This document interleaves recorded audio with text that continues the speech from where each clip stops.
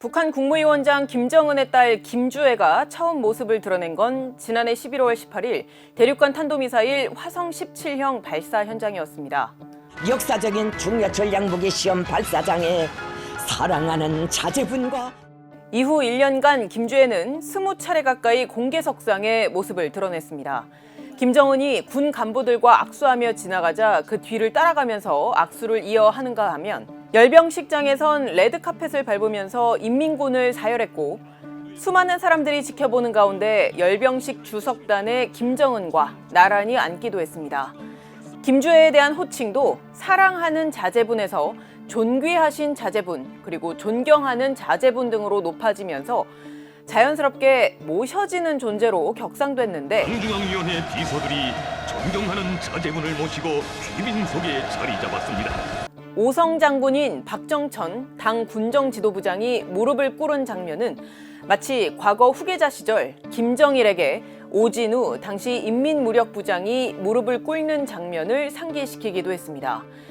김주애는 북한의 수령인 김정은의 뺨을 아무렇지 않게 만지는가 하면 최근에는 그를 뒷전으로 하고 본인이 주인공처럼 앞에 나서서 사진을 찍기도 했습니다. 정황상 김주애가 김정은 후계자급의 특급 대우를 받는 건 분명한데 현 시점에서 김주애가 후계자로 내정됐다고 볼 수 있을까요? 일단 정부는 김주애가 처음 등장했을 때 후계자설 가능성을 매우 낮게 봤지만 지금은 조금 달라진 기류가 읽힙니다. 김주애가 이미 후계자가 됐다고 단정하는 건 아니지만 후계자설이 사실일 가능성을 열어놓고 상황을 주시하는 겁니다. 김주애가 김정은의 후계자가 될 가능성을 배제할 수 없다. 네, 계속해서 이제 나오고 있는 행보를 본다고 한다면은 그런 가능성도 열어놓고 봐야 된다 이런 생각을 합니다.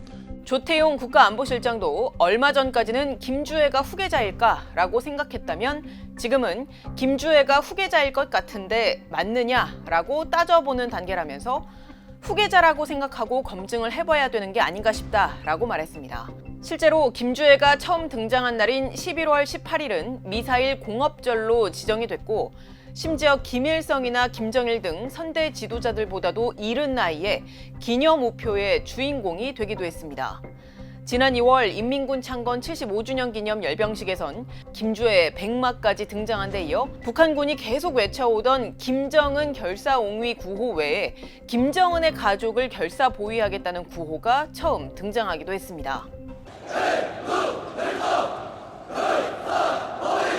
김주애가 아직은 후계자가 아니지만은 후계자의 길을 가고 있다라고 볼 수가 있습니다. 과거 김일성과 김정일, 김정은 그리고 김정숙에게만 사용했던 존귀하신이라는 표현을 쓴 거라든가 개인 숭배의 어떤 성격의 그런 용어를 쓴 것을 비춰봤을 때 후계자로 지명될 가능성은 있다고 봅니다. 일각에서는 김주애를 공개석상에 자주 드러내는 것이 핵미사일 개발로 한반도 정세를 긴장으로 몰아간다는 비난을 누그러뜨리려는 이미지 전략이자 체제 생존 차원에서 절박한 문제임을 대내외에 부각시키며 특히 두 개의 전쟁으로 관심이 쏠려 있는 미국의 시선을 붙들기 위한 의도라는 분석도 나옵니다. 북한이 약간 대남 심리전적인 측면이 있거든요. 북한의 핵미사일 고도화가 본질인데 그 본질을 가리기 위해서 그 무기 발사 때마다 등장하는 김주애의 모든 것이 프레임화를 설정하게 될 경우에는 오히려 심리전적 요소에 말리는 가능성도 높다. 실제 외신은 김주애의 첫 등장에 큰 관심을 모으면서 북한의 미사일 발사 이슈보다 김주애 자체가 검색어 1위에 오르는 상황이 벌어지기도 했습니다. 게다가 국정원이 지난 2017년에 추정한 게 사실이라면 김정은에게는 첫째와 셋째 아이가 있을 수 있는데 이 아이들의 실존 여부가 후계 구도에 큰 변수가 될 수 있습니다.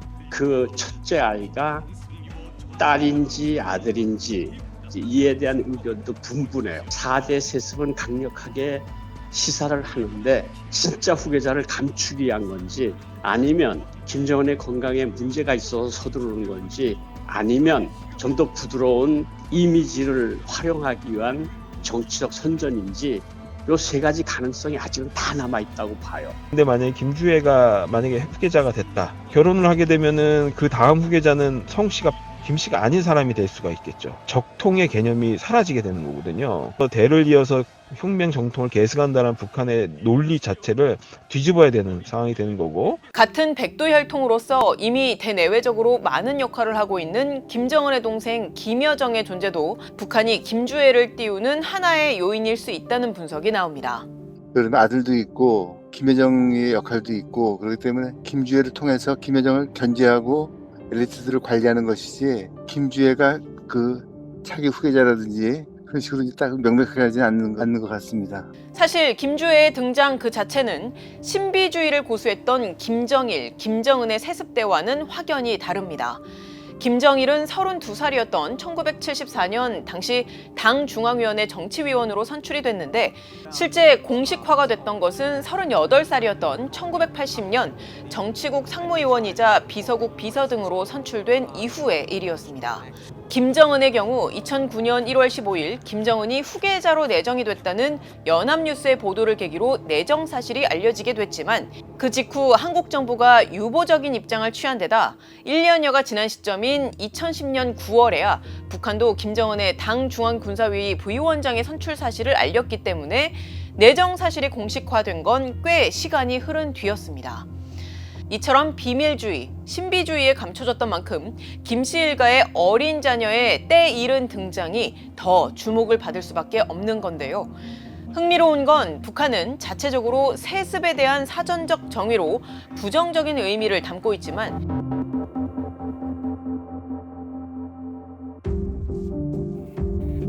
정작 자신들의 사상 초유의 3대 세습에 대해선 정당한 것이라는 궤변을 이어가고 있다는 점입니다. 북한은 수령과 혈연 관계에 있는 걸출한 인물이 후계자로 추대되는 경우 그것을 덮어놓고 세습제라고 악평하려 드는 사람들이 있다면서 이는 매우 비이성적이고 반역사적인 사고라고 주장해왔습니다.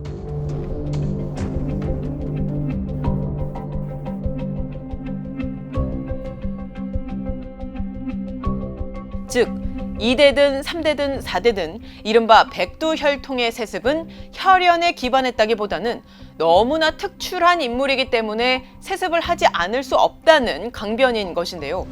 북한은 신분제 사회라서 백두혈통은 사실상 왕족에 해당하고 빨치산 1세, 2세 이런 사람들은 귀족에 해당하고 나머지 간부들은 평민에 해당합니다. 그렇기 때문에 북한의 파워 엘리트들이 권력이 김정은에게서 김정은 딸로 이제 넘어가는 것에 대해서 이의를 제기할 수 없고, 김주애든 아니면 또 다른 누군가든 김씨 일가가 또다시 세습을 하게 된다면 북한은 3대 세습이라는 이미 전대미문의 상황에 이어서 세계 현대사 초유의 4대 세습국이 됨과 동시에 기존과 똑같은 논리로 세습을 정당화할 것이라는 점은 분명해 보입니다. 지금까지 뒷백이었습니다.